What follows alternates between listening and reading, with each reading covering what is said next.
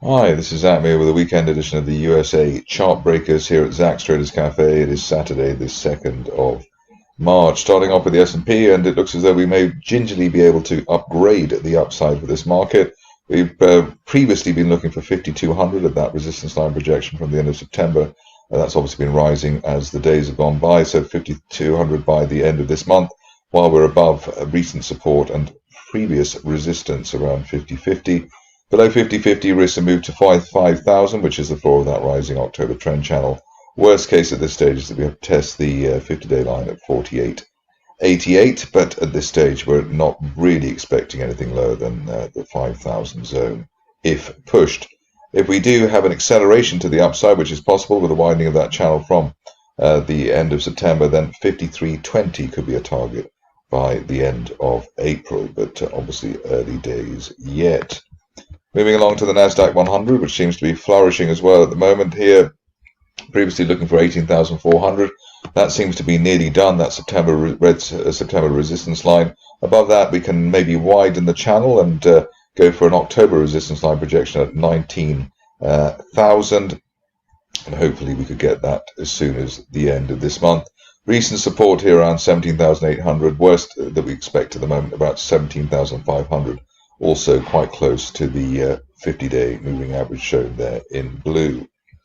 Moving along to the stocks, and starting off with Adial, and here you can see we've got this broadening triangle base. Just nudged the top of that triangle there, and that gives us a target there, Friday's resistance around the $4.17 level. That's our initial target here. If we break the $4.20 area, looking for $6 as soon as the end of next month. Ideally, we stay on the right side of that gap there, $2.80, which was a gap down there, the top of the gap down there from back in October.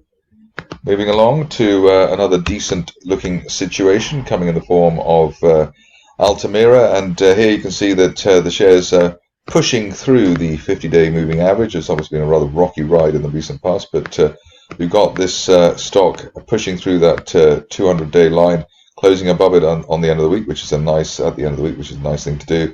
That line around $2.35, and above the 50-day line on an end-of-day close basis, we're looking for as high as $4.30 at the top of that rising trend channel base from back in December by the end of next month. Ideally, we stay on the right side of $2, which has been recent neckline resistance and was the old November support for this stock.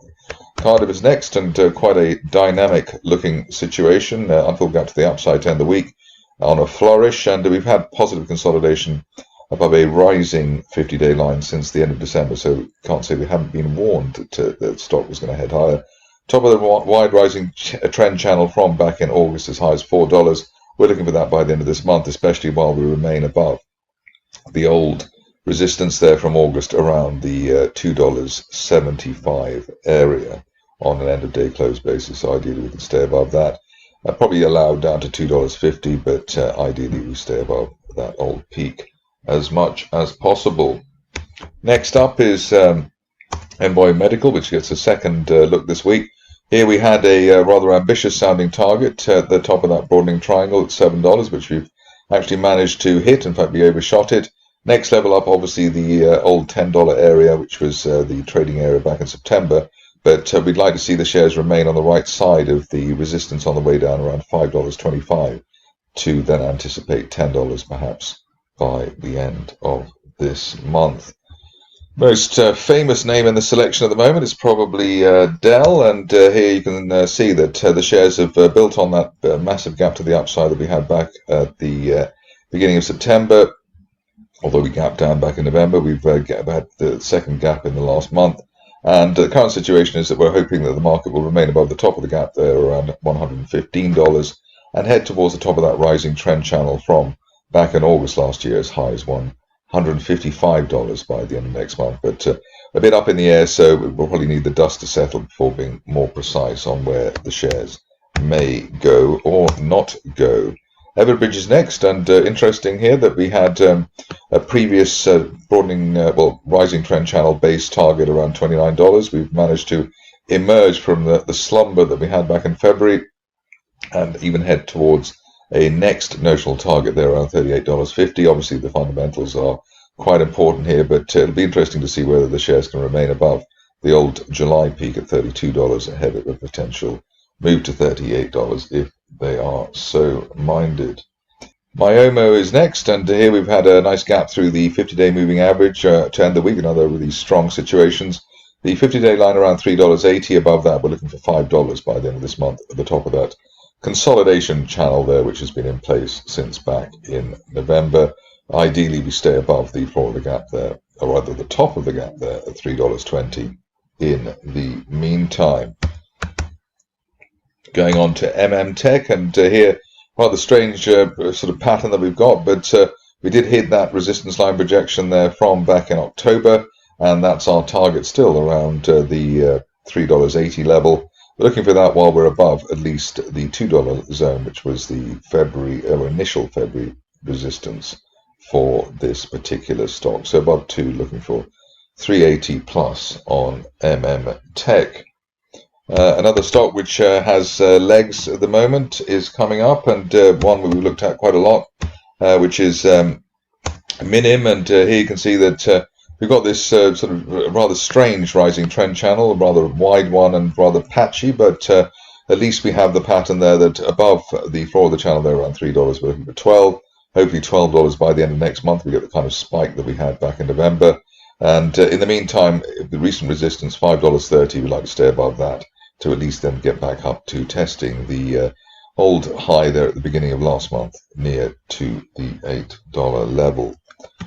Moving along to the RealReal Inc. And here, one of those nice bear trap gap reversals that tend to work rather well in terms of the upside. Old resistance recently around $2.50. Break of the resistance line there from last summer at $2.90, let's call it, could give us another leg higher up towards as high as $3.70 by the end of this month. That red resistance line derived from the early part of 2023, in fact, basically almost this time last year. On to the last two. First one coming up in the form of Sweetgreen, and here, nice U-shaped turnaround, unfilled gap to the upside end of the week. We've already had positive consolidation during January and February above a rising 50-day line, which leaves us looking for the $20 area, especially while we're above the old August resistance zone near $14.80, so above $14.80, looking for $20 as soon as the end of this month on Sweetgreen. Finishing off with Xponential, and Xponential Fitness is one of those gap turnarounds through the 50-day line. That's around $11.25 at the moment. But the longer we stay above that, the greater the chance of move to the top of that rising trend channel base, broadening triangle base rather, from back in the middle of October. That's heading for $18, and we're expecting that as soon as the end of this month while we remain above the 50-day moving average. That's it for me today. More updates during the week.